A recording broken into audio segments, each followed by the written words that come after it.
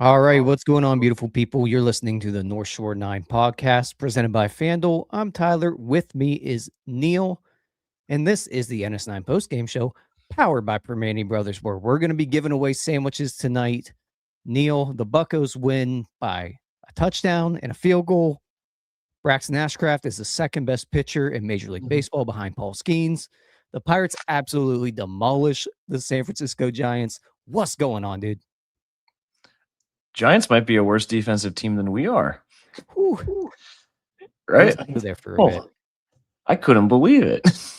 Things are going well. When the team is averaging like 2 runs a game on this road trip, and we're still like 3-3 on it. Sorry, what a 3-2. It's a pretty good road trip so far. We haven't been playing necessarily good baseball. We played a lot of good baseball tonight, and finally we're adding to the beloved Pythag. Yeah, that run differential's looking pretty good right now. Make sure we get those hashtag raisits there in the chat. We'll be giving away some sandwiches here later. Neil, I feel like this whole thing just starts with Braxton Ashcraft and kind of ends with Braxton Ashcraft. Yeah. And we're going to talk about him a little bit because my word was he awesome yet again. Yeah, my favorite stat is when Ashcraft left the game, the Pirates had thrown 80 pitches. The Giants had thrown 211. I mean, not only is he dominant, he was efficient tonight. I mean, it is crazy, but he's basically been everything we thought Bubba Chandler would be. And besides that one start coming straight off of bereavement, he's been unreal. I mean, seven run innings tonight, only 1 run, 6 strikeouts. He does give up the homer, but like just an unreal pitcher. And I pointed out before, but there's a reason his Savant page looks like Paul Skeens' Savant page. The home run he gave up as well wasn't even a bad pitch. No. It was like 6 inches off the plate. Eldridge just somehow got the barrel of that baseball. And then aside from that, he was just outstanding again. He threw, 18 balls tonight, 62 strikes on 80 pitches, something like that. The guy's just always in attack mode. He has hitters off balance constantly. Like you look at today, he decides that he's just going to go primary slider tonight. It's a different pitch mix every time. He's got to be so hard to game plan for. And he just fills the zone up every single time he takes the ball. No, I mean, again, not to keep doing the Skeens comparisons, but it feels like one of the really cool things about Paul Skeens is that like he's able to mix things up and provide different pitches and different looks. And so Ashcraft being able to do the same thing is crazy to me because I don't know, it's like we were pretty excited about him when he was coming up, but like no one expected him to be pitching this well, this consistently, and have this level of pitch mix. And he did it tonight. His slider was dominant. His fastball looked really good. And I mean, he put 7 people on base tonight, and he still only threw 80 pitches in 7 innings. And even then, like putting 7 runners on, you go 7 innings. That's still a pretty darn good whip there. Yeah. I mean, he limits base runners. He really just never lets things get out of hand. And there were spots in this game where the Giants could have taken advantage of having some runners on base. He gets a big double play, I believe, in the first inning. After that, they really didn't test him until a little bit later in the game. And man, he was just able to get swings and misses whenever he wanted to today. Get some weak contact. Every single time he takes the ball, I expect to win a baseball game. Yeah. It's disappointing when he gives up more than 2 earned runs. Right. Which doesn't happen very often, like mind you. It doesn't, but it's at a point you're not even surprised anymore. I think early on in the season, we were really surprised. And now you're right, it's expected. It is expected of him that he's gonna go out and be a dominant and I mean, not necessarily pitch like an ace, but pitch like a really, really good number 2 in a rotation. Yeah, this is what a legitimate number 2 looks like. Mm-hmm. And I mean, we're closing in on ace territory as well if Paul Skeens wasn't on this team. Nothing in the rule book saying that teams can't have 2 aces. You're not wrong. I mean, it's every time he goes out at this point. And it's not fluky. No. Like, the advanced stats back it up. I mean, his entire career in the majors has backed it up. It's not like this is just like some like random thing he picked up in a month. Like, he has been dominant the entire time he's been in Major League Baseball. And he's pretty rapidly rising up the ranks in terms of like fan favorite for myself. I'm not speaking from everyone, but I'm tempted to pull the trigger on an Ashcraft jersey. If I still bought jerseys, he'd be one of the ones I buy. Well, that's the problem. I already have a bunch of jerseys. Like, there's no financial like reason for me to buy more. But like, he's up there for sure.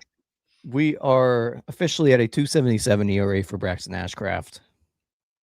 46. What's that number? Is that 48 or 46 innings on the year? I can't see that far, but he's going deep into games. 48. He probably could have threw a complete game today if it wasn't such a complete and utter beatdown. Yeah. But I mean, it's fine. Take him out there. You don't need to keep getting him hot and then sit him down for another half hour of a top of an inning because the Pirates could not get out. Oh my gosh. Giants were just playing like kids run the bases tonight. I mean, I don't blame them at all. You're gonna have to limit his innings at some point. There is going to be a very tough stretch of games where they're gonna have to like IL him for 2 weeks just so he can get some rest. I think someone in the chat said he's like 9th in MLB in innings for a guy who hasn't gone beyond, I want to say like 140, 150 innings in a season. Like, they're gonna have to rest him. And so I have no problem pulling him. Like, please take him out at this point. Like, let Cam Sanders give up a couple runs. It's fine. Yeah, I'm with you. It was the right time to take him out. They don't need him to throw meaningless pitches in that spot. No. I mean, as cool as it would have been to see like a complete game from him, like from a fan perspective, it would have been awesome. But like, yeah, protect your best guys. For sure. And I want to make sure that we can see this guy taking the ball in game 2 of a playoff series. Exactly. I'm going to keep pounding that drum. Yep. Game 2, baby. Pound that drum. It seemed like it was going to be the type of game that would be a pitcher's duel, and you might need a complete game out of Braxton Ashcraft. Basically, until the 5th inning, Joey Bart reaches on an infield single that the Pirates challenge. It gets overturned. And then our old pal, Ryan Barucki, gets brought into the game to face Oneil Cruz, left-on-left matchup. After Oneil Cruz looks completely miserable at the plate his first 2 at-bats. Like, didn't look like he'd ever seen or ever had an at-bat in his life. Yeah. So naturally, they take Roop out of the game, bring in Ryan Barucki, our old friend, and Oneil Cruz makes him pay. He just continues to hit lefties. Yeah, rough day for former Pirate pitchers, huh? For sure. It's kind of showing tonight why we left Barucki behind in 2025. I mean, if you're not good enough to pitch for the 2025 Pirates, you're probably not good. So that was unfortunate, but I mean, that just completely broke the game open, right? Like, at 5th inning, we got 2 runs. That was 2-1, and then the 6th and the 7th innings were just almost like a dream. It didn't feel like we were playing real baseball.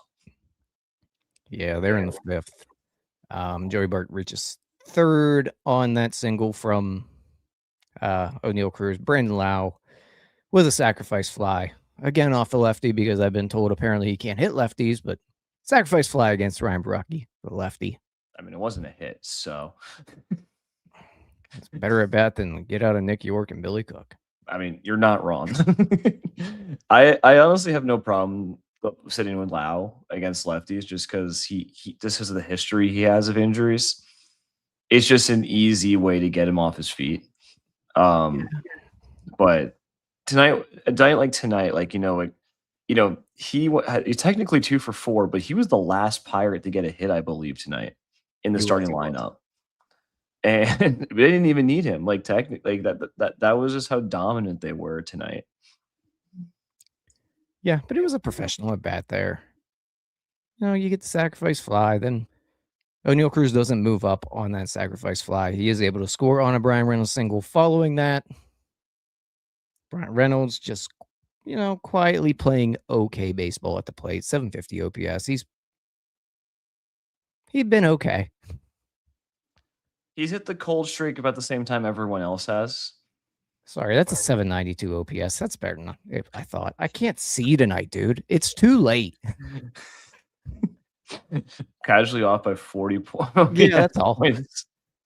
The cold stretch lately has just kind of made it feel worse than it is, I think. Yeah. I mean, like you wouldn't even, it would just be a blip in the radar if like the Pirates didn't spend like this entire week until tonight, like not scoring. And like, I think kind of what you alluded to, like, I think we were all just kind of like, here we go again, another boring 2025 Pirates game tonight. Because the offense was anemic the first 4 innings, which makes it even crazier that they finished the game as a team hitting 455. Like, that doesn't seem possible, like how they showed up the first 4 innings. As we're pointing out here, Reynolds does have a higher OPS than Cruz. Even with Cruz 3 for 6. Yeah. Cruz did have a good day today after looking atrocious his first 2 at-bats. Mm-hmm. It came around for him. 6th inning, the Pirates add on with a Connor Griffin single. Joey Bart revenge game after that. He had a good one. We'll talk about him in a little bit. He singles, puts Pirates up 4-1. The 7th inning's kind of where this thing turned into a laugher, Neil. Yeah. Spencer Horwitz doubled. Connor Griffin sacrifice fly. Joey Bart single. Brandon Lau triple. Ryan O'Hearn single. Brandon Lau, never mind. We're going a little bit ahead of ourselves. It ends at the Ryan O'Hearn single. 10-1 after that, the 7th inning. I didn't think that inning was ever going to end. It was embarrassing. Like, not that I'm complaining, but like, I think I like walked away at some point to do so, like, I got some water, go to the bathroom or something. I came back and I couldn't believe that like the inning was still nowhere close to being done. Like, and I gotta feel for JT Brubaker, man, because he wasn't good tonight, but like, it reminded me of like when he was here, and for whatever reason, the Pirates would play the worst defense alive when Brubaker was on the mound. And same thing tonight. I mean, you had Ramos lose a ball in the lights. Like Spencer Horwitz's double probably shouldn't have been a double. I don't know how that's a double. Yeah, it really shouldn't have been a double. Especially for someone like Horwitz, who's not exactly the speediest. He's not exactly Speedy Gonzalez out there. Yeah, I'm not quite sure how that was a double there. But we'll take it. Yeah, comedy of errors. Like, and again, it was like a 13. We didn't hit a home run tonight, I'm pretty sure. Like, that's another 13 runs. Yeah. With no homers. It's like the 17 inning game we got up against the Reds. No homers. We love small ball, and I'm glad that we're able to take advantage of the mistakes the team gives us. There were a lot of opportunities to be taken tonight because the Giants just did not play good defensive baseball. No, I mean, 25 base runners. It's crazy. Like just, I don't know. It even happened in the 9th too. Like we just kept pouring it on. Yeah, you mentioned the 9th inning there. The Giants bringing in a position player, which it's nice being on the other side of that, Neil. Oh yeah. Because how many times a position player? Not that I remember this year, and it feels like we've been on the other side of it a good bit. We've come a long way from Noah having to ask the manager about why Rowdy Tellez keeps pitching.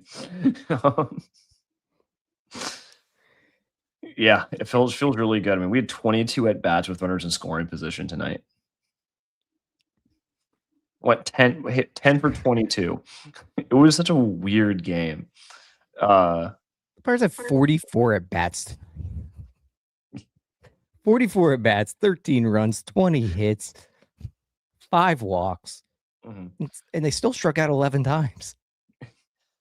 Yeah, this is like the game where like you lose a really tough online game in the show, and so you just like load up rookie mode and you just start like pound the CPU.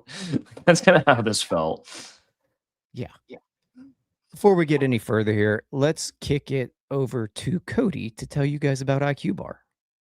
This episode is brought to you by IQ Bar, our exclusive snack hydration sponsor. IQ Bar protein bars, IQ Mix hydration mixes, and IQ Joe mushroom coffees are the delicious, low-sugar, brain and body fuel you need to win your day. The Ultimate Sampler Pack is a great way for you to try all IQ Bar products and flavors. You get 9 IQ bars, 8 IQ Mix sticks, and 4 IQ Joe sticks. All IQ Bar products are clean label certified and entirely free from gluten, dairy, soy, GMOs, and artificial ingredients. With over 20,000 5-star reviews and counting, more people than ever are fueling their lifestyles with IQ Bar's brain and body boosting bars, hydration mixes, and mushroom coffees. The Ultimate Sampler Pack includes all 3. My personal favorites so far have been the almond butter chip and the iced tea lemonade hydration mix. It's just really full of flavor. I love starting my day with it, and I couldn't imagine starting my day with anything else other than IQ Bar products. Right now, IQ Bar is offering our podcast listeners 20% off all IQ Bar products, including the Ultimate Sampler Pack, plus free shipping. To get your 20% off, text MLB to 64,000. That's MLB 64000. Message and data rates may apply. See terms for details.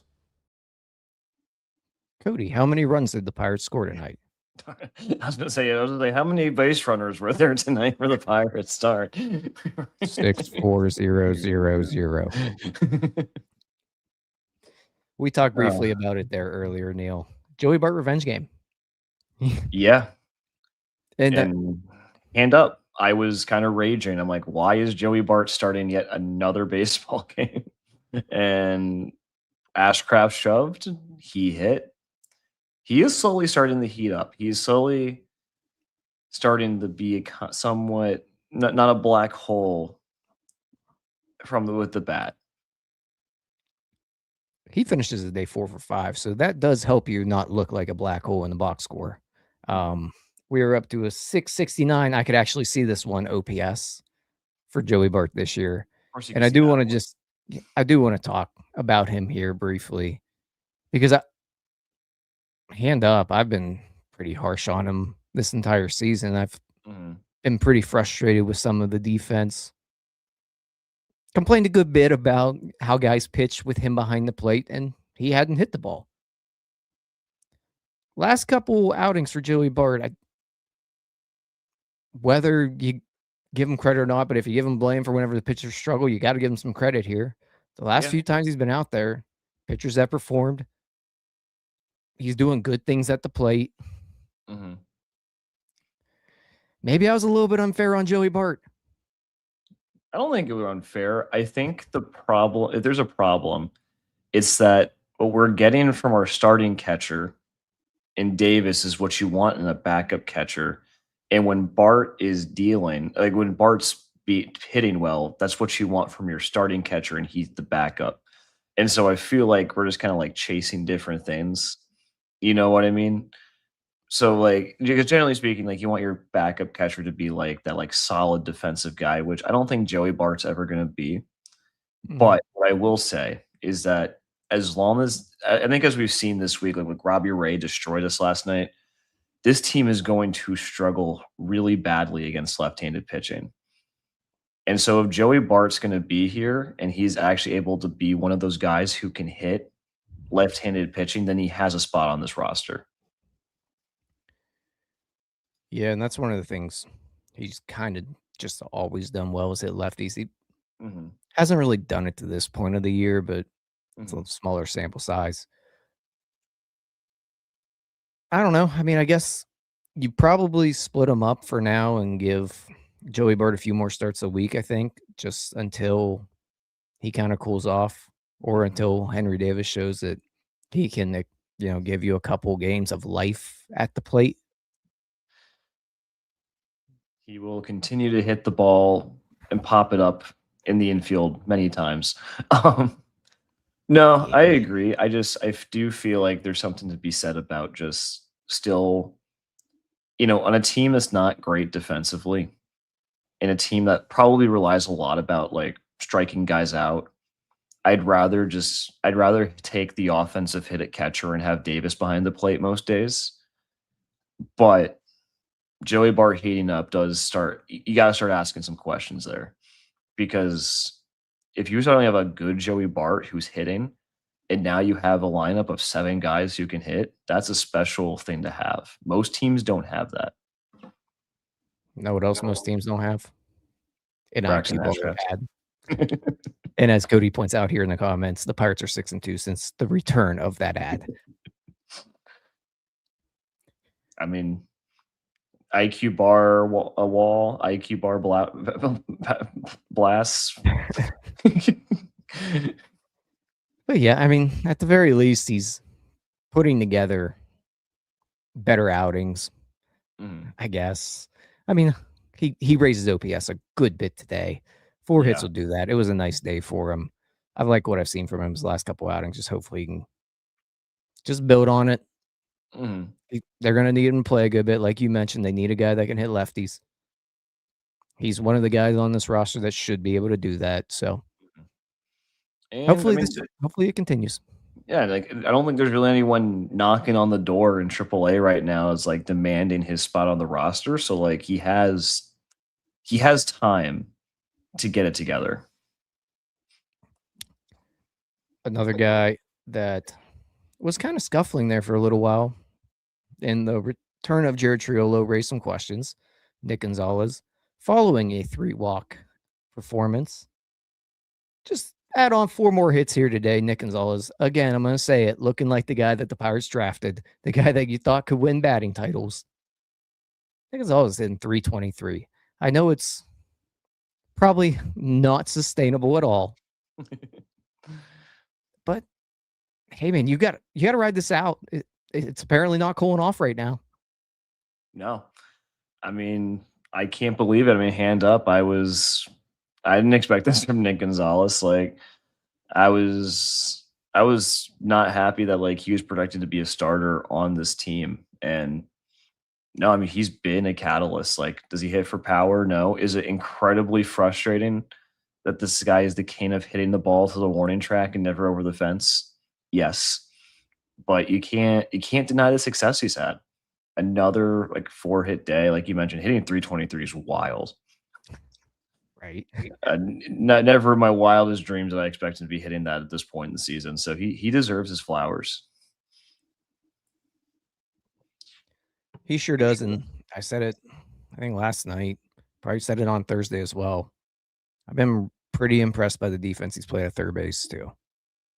I agree with that. Struggled a bit at second there last night, but at third base, I think he's played pretty well. Yeah. And, it's hard to start Jared Triolo at third base if Nick Gonzalez is going to play good defense and hit like he is right now. And if you're going to be a good baseball team, you need guys like Nick Gonzalez to have a year like this. Yeah. Like, what did the Cardinals always have? Some random dude that stunk that just 1 year decided he was going to hit 320 or he was going to hit 20 home runs. Or the Brewers have 3 of those guys every year. Yeah. Before they trade him to the Red Sox. The Rays. Yeah. Guys just pop out of nowhere. And when's the last time the Pirates have had a guy just come out of nowhere and do this? Maybe it's Nick Gonzalez this year. Fingers crossed. Yeah. No, I'm hoping long may it continue. You ready to give away some sandwiches here, Neil? Yeah, let's give away some sandwiches. The people have waited long enough. It's 12:40. It is. Cam Sanders made us wait long enough to get to this point. I didn't want to talk about him because I really didn't want to get negative in a 10-run win. I mean, I don't know, like it's your last guy out of the bullpen. I know, but my God, get us out of here, man. That was a little agonizing. Like, just like, you know, like I was kind of like already made like my show notes, and like and I'm like, all right, let's just end this, please. Let's just end this. And it just kept going. 117 entries, not too shabby for 12:40 on a Saturday night. Yeah. Good luck to everyone. Let's go ahead and give away our first batch. The first winner is going to be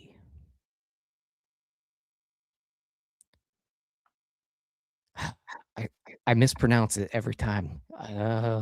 Sherrod. Well, congratulations, Sherrod, on the win here. You know where to find us to get us the information for the Primanti Brothers sandwiches. Congrats. Congratulations. Go for winner number 2. I know I was going to pronounce that wrong because DiNardo did last time.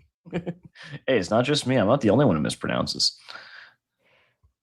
Thomas, our second winner. Congratulations, Thomas. Email at northshore9@gmail.com with the email you have associated with your Primanti Brothers account. Congratulations to both of our winners here. Neil, let me remember how to do this part. There we go. There you did. I have zoomed us in a little bit, but that's okay. Share it. There we go. Thank you, Cody. Congratulations. Tomorrow, a Mother's Day game, Neil. 4 o'clock. Thank God. when I'm not on a post game, it ends at a reasonable time. Yeah, same. Mother's Day game tomorrow. Pirates are favored -104 on the money line through FanDuel.